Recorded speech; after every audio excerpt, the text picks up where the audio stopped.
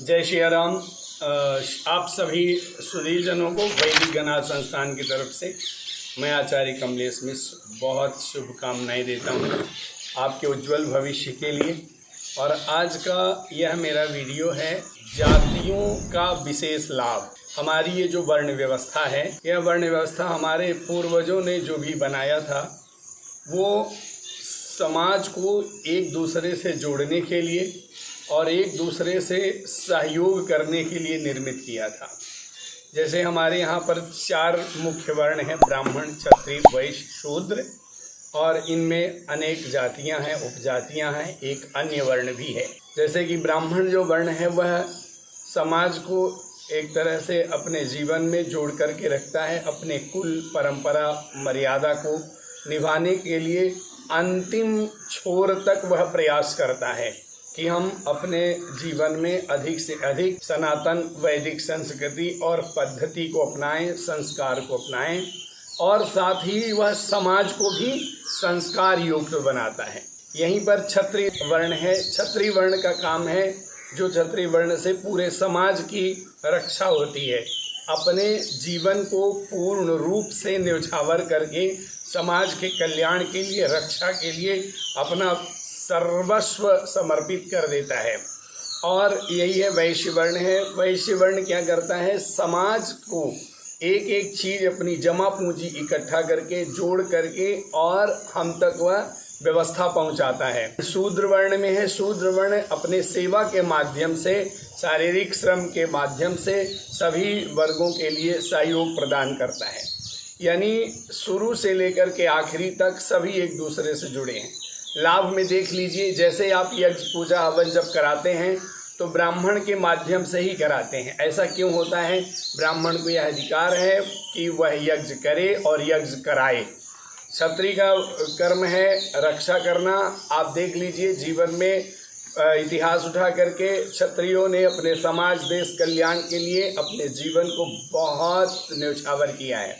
वैश्य के लिए है, वैश्य से जो हम व्यवहार करते हैं, ये विशेष रूप से इसको मैं मेंशन कर रहा हूँ कि जितने भी सनातन धर्मी हैं अपने जीवन में वो किसी भी प्रकार का अगर व्यवहार करते हैं, आदान प्रदान करते हैं, व्यापार करते हैं, तो अगर वह वैश्य से दुकान से सामान लेते हैं या उनसे सामान खरीदते हैं तो यह यज्ञ की तरह ही है।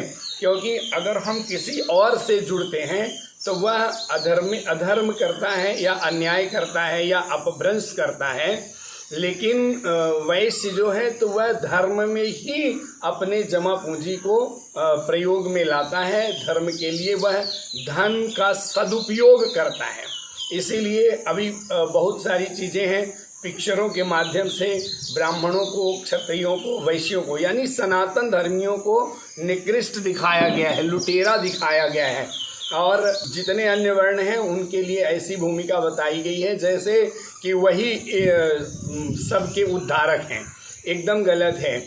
अग्रवाल हो गया, गुप्ता हो गया, या अन्य जितने भी वर्ण हैं बनिया समाज में, वो हमेशा समाज के लिए उपयोगी वस्तुओं का ही व्यापार किए हैं। तो इसका बहुत लाभ है। जैसे मान लीजिए हम लोग बाल बनवाते हैं तो हम जितना हमारी पूजा से समाज को लाभ होता है, देश को लाभ होता है, प्रकृति को लाभ होता है, उसी प्रकार नाई से अगर हम बाल कटाते हैं तो उसका कर्म भी यज्ञ की तरह है। आजकल बहुत सारे लोग हैं, बड़े बड़े ब्रांड बन गए कि शहनाज हुसैन हो गया या जावेद हबीब हो गया, जिनको कोई अधिकार भी नहीं है, वो भी इन कार्यों को कर रहे हैं और उनके ग्राहक हम बनते हैं। इससे समाज को आर्थिक क्षति होती है। और इसी प्रकार से जैसे मान लीजिए सोनी है, तो हम लोग जो अपने जीवन में गहने इत्यादि का उपयोग या प्रयोग करते हैं तो वह स्वर्णकार से, सोनी से बनाने से हमको वो लाभप्रद है, वो मेरे लिए शुभ है, क्योंकि वो व्यवस्था भगवान ने हमें बना करके दिया है। आजकल कोई कहीं भी घुस गया है और अपना अलग अलग ब्रांड, अलग अलग नेम, तो ये हम सनातनियों को जगाने के लिए वर्ण व्यवस्था का एक सूक्ष्म लाभ बताए हैं। जैसे कुम्हार के घड़े से हमें पानी पीना है, हम चाइना का दिया या चाइना का मटका ना लेकर के आए 100 पीस, हम अपने गांव घर के आदमी को ही बढ़ाएं, तो इसका हमको बहुत लाभ होता है। इसीलिए भगवान ने वेद में कहा है, ब्राह्मणों से मुखामाशीत बाहु राजन्य कृता उरु तदसी यद्वैश्या पद्भ्यांग शूद्रो अजायते। तो भगवान ने यह व्यवस्था हमें बनाई है, इसको गहराई से सोचिए।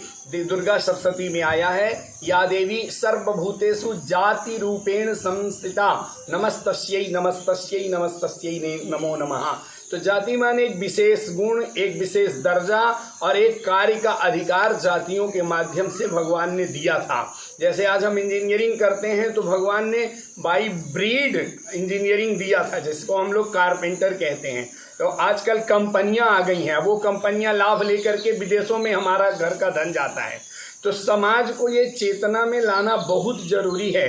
जो हमारे जो कृषि प्रधान वर्ग है, तो उनके द्वारा हम जो उपजा हुआ अन्न है, सब्जी है, फल है, उनको हम सहयोग प्रदान करें, उनसे हम खरीदें, वो मेहनत करते हैं, 2 पैसा उनको जाए। हमारे यहाँ वर्ण व्यवस्था में, सनातन धर्म में जातियों का विशेष लाभ है, ना कि किसी भी जाति को हम नीचा दिखाएं, ऐसा बिल्कुल भी नहीं है। हमारे भगवान श्री राम ने यह उपदेश दिया है, हम लोगों को प्रयोग किया है कि सबको अपना करके और चले हैं, जिसको हम राम राज्य कहते हैं, यानी राम के राज्य में सब सुखी हैं। जय सिया राम।